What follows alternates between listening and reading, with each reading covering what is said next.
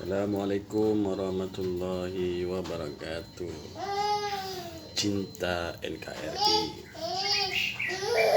Belakangan ini banyak orang membicarakan masalah MBG. Saya ucapkan terima kasih atas kebijakan Pak Presiden yang memberikan murid-murid sekolah makanan bergizi gratis. Tentunya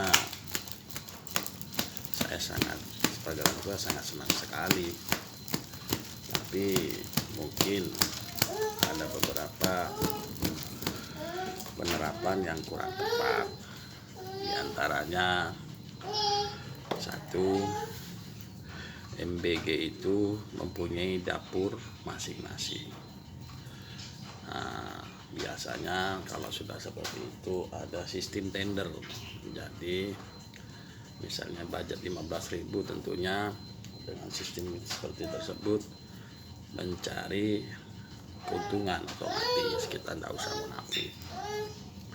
Bagaimana menurut saya jika dapur tersebut sekolahan untuk mengelola itu sendiri? Jadi pihak sekolah menyediakan dapur dan pegawainya.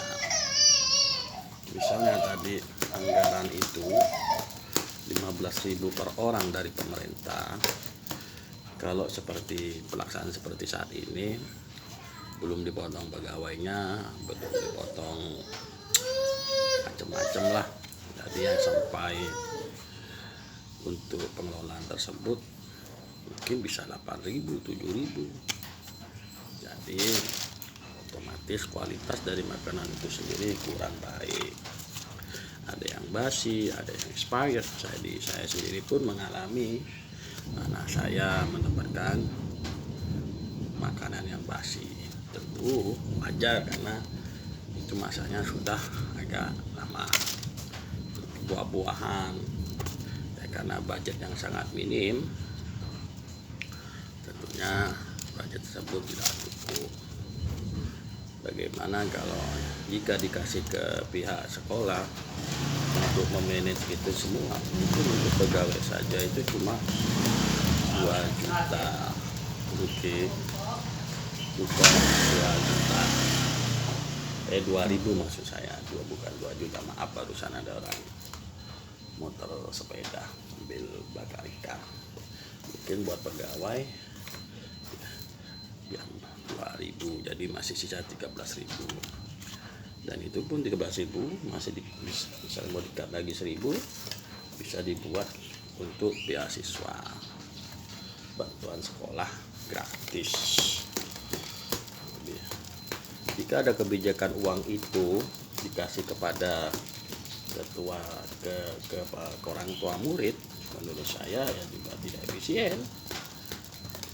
Kita khawatirkan uangnya itu dipakai tidak semestinya, seperti uang KJP disuruh beli perlengkapan sekolah malah dibuat beli HP banyak. Saya sendiri pun tidak menerima KJP ya.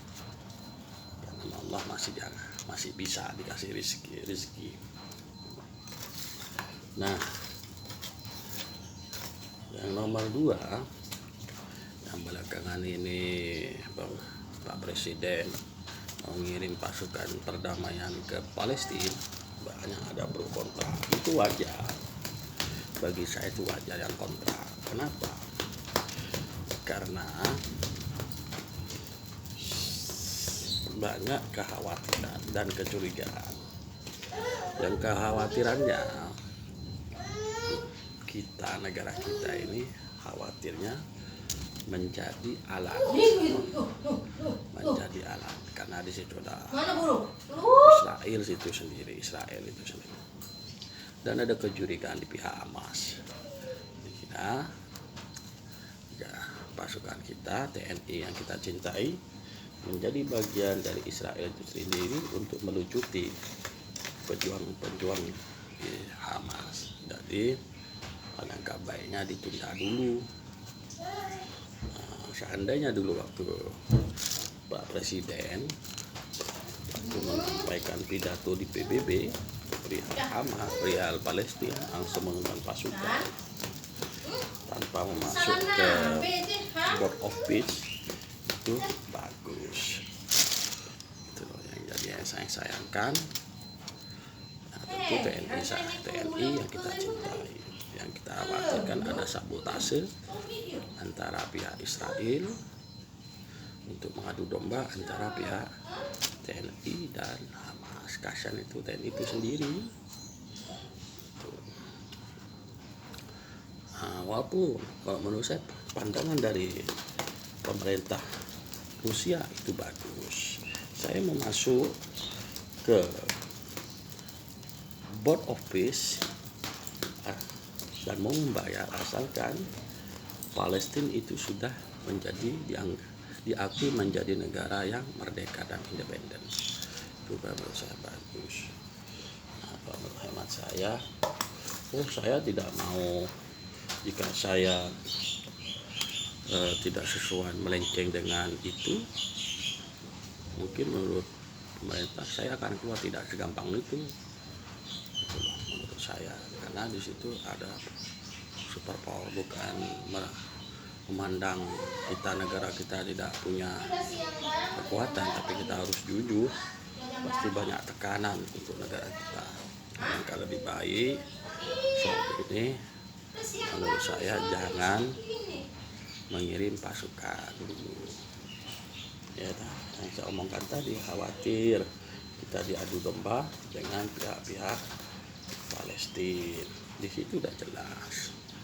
Itu mohon maaf, bukan sok pinter, belajar untuk berpikir. Salam cinta.